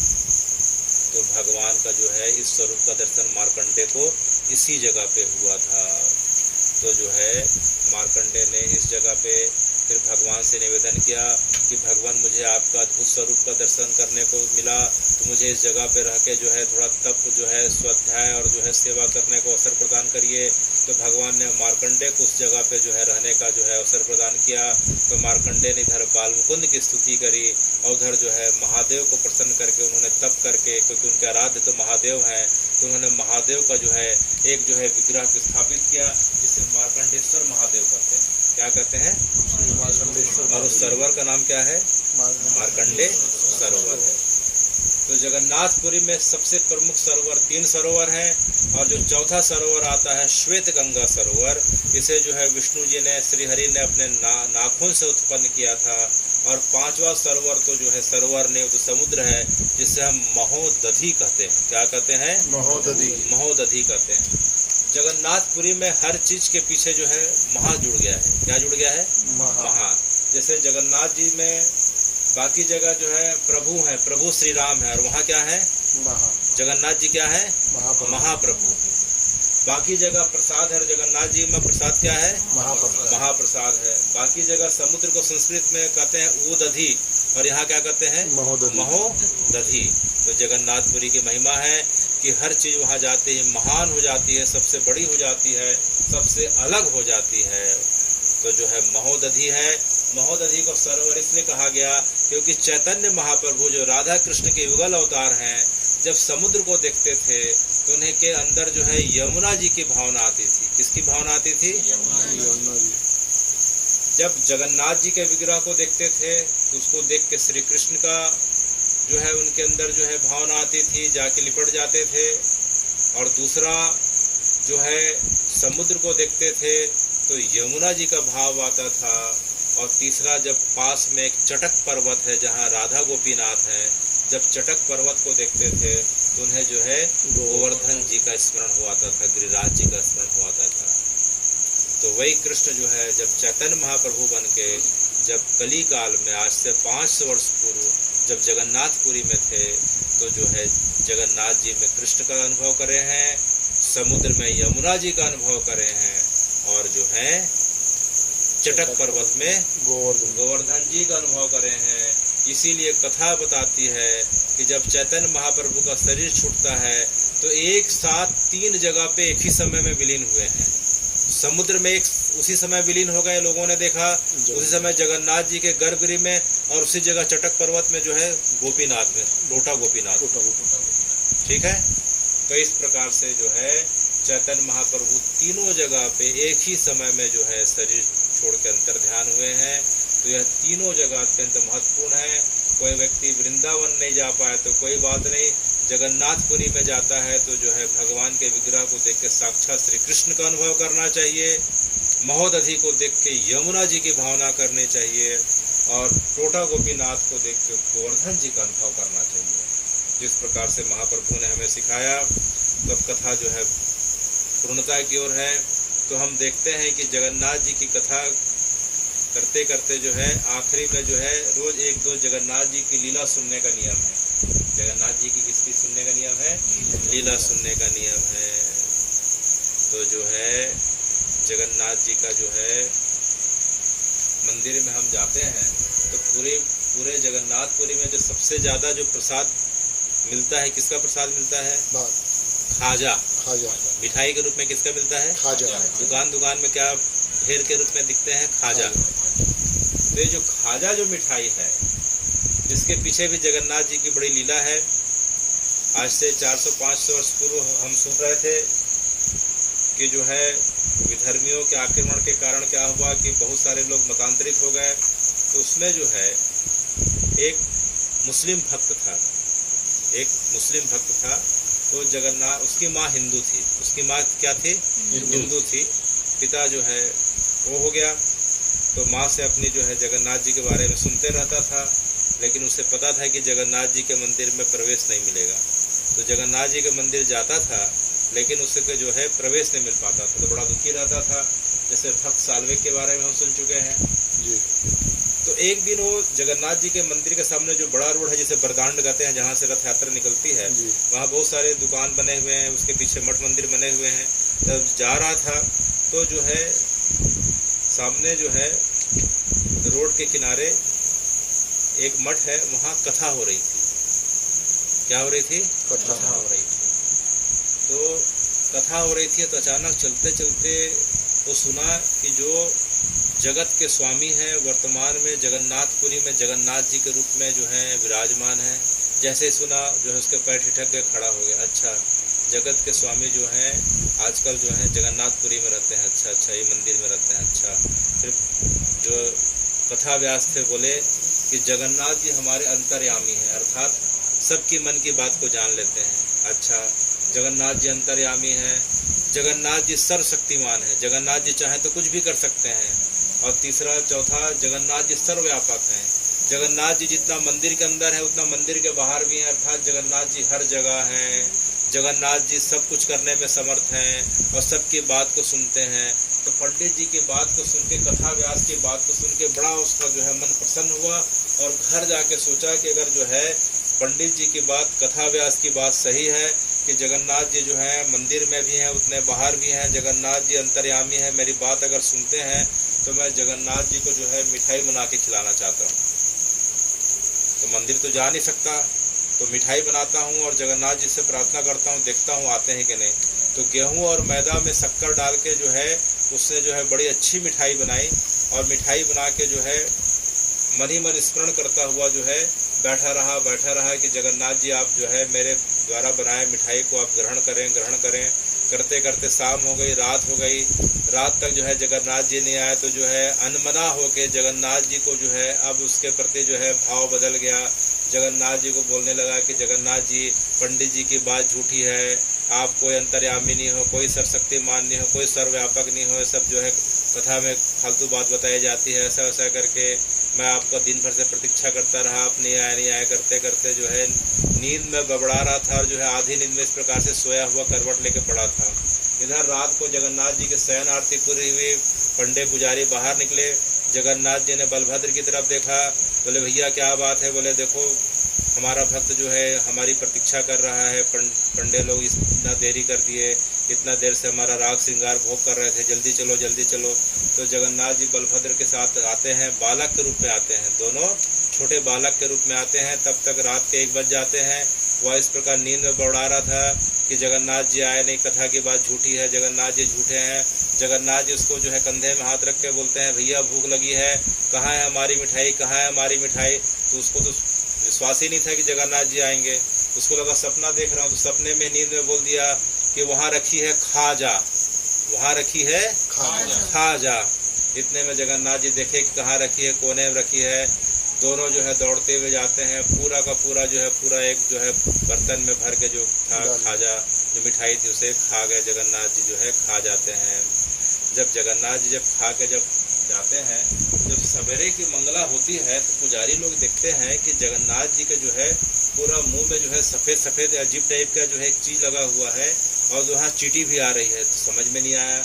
बोले कि हम लोग तो रात को वाली मिठाई जगन्नाथ जी को भोग लगाए नहीं। तो बोले जय जो है भोग कहाँ से कैसे कहाँ से आप पा गए? क्योंकि पुजारियों को पता था कि जगन्नाथ जी के रोज़ की लीला कुछ ना कुछ रहती है। तो जगन्नाथ जी देख के मुस्कुराने लग गए, जो है उंगली की तरफ इशारा करे उधर करके। तो जगन्नाथ जी जिस रास्ते से गए थे, जगन्नाथ जी के चरणों के चिन्ह पड़ गए थे। तो जगन्नाथ जी के पैरों के जो है चिन्ह को जो है पीछा करते करते पुजारी जाते हैं, तो देखते हैं कि बालक सोया हुआ है और नींद में बबड़ा रहा है, खाजा खाजा खाजा। क्या बबड़ा रहा है? खाजा। तब देख के उनको विश्वास हो जाता है कि इसके जो है भाव को स्वीकार करने के लिए जगन्नाथ जी यहाँ आए और इसके जो है मिठाई को स्वीकार करे।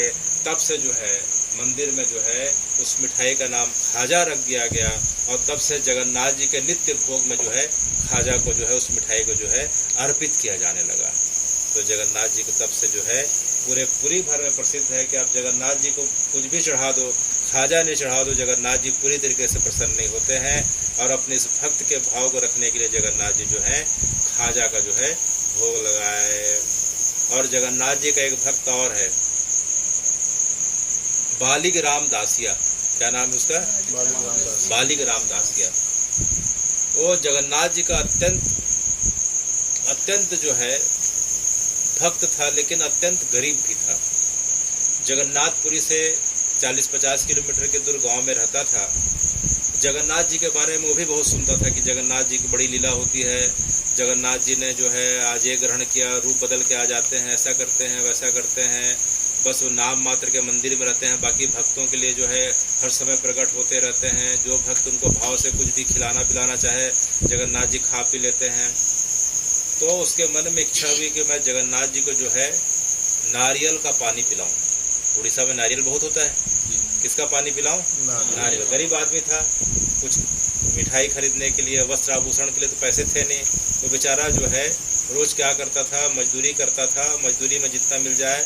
और जो है कहीं कहीं आता था कि छोटा मोटा जो है फेरी वाला था ना, कपड़ा बेचता था, तो उससे ले दे के परिवार चलता था। कई बार कपड़ा बिकता नहीं था तो कई दिन भूखे भी रहता था। तो जगन्नाथ जी का बड़ा भाव था, तो क्या मिल जाएगा, तो उसे जो है बड़े मुश्किल से उस समय जो है कुछ पैसा इकट्ठा किया, एक नारियल खरीदा और जो है देखने लगा कौन जा रहा है।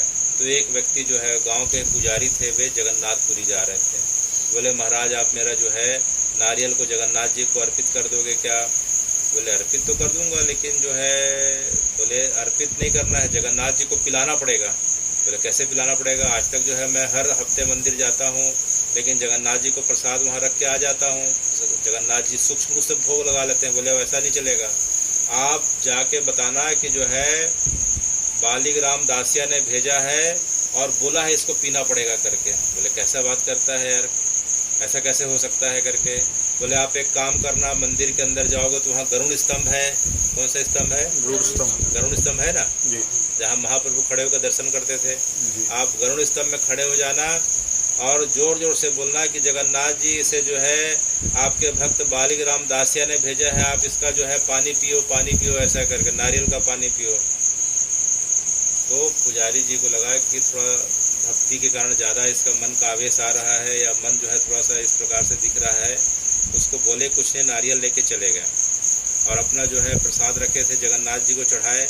तभी ख्याल आया कि जो है बालीग्राम ऐसा बोला है, एक बार करके देखता हूँ। तो गरुड़ स्तंभ के पास खड़े होकर जोर जोर से चिल्लाने लगे कि जगन्नाथ जी आपका भक्त बालीग्राम दासिया ने भेजा है, दासिया ने भेजा है, इसे ग्रहण करिए, ग्रहण करिए। तो अचानक लोग देखते हैं कि जगन्नाथ जी का हाथ जो था लंबा होने लगा, लंबा होने लगा, और इतना लंबा हो गया कि गरुड़ स्तंभ तक आ जाता है। और गरुड़ स्तंभ से जो है उस नारियल को लेके जगन्नाथ जी जो है पूरा का पूरा उसके अंदर का पानी को पी लेते हैं। तो यह देख के जो है पुजारियों को बड़ा आश्चर्य होता है। जाके पूछते हैं कि आखिर घटना क्या है, इसके पीछे कारण क्या है।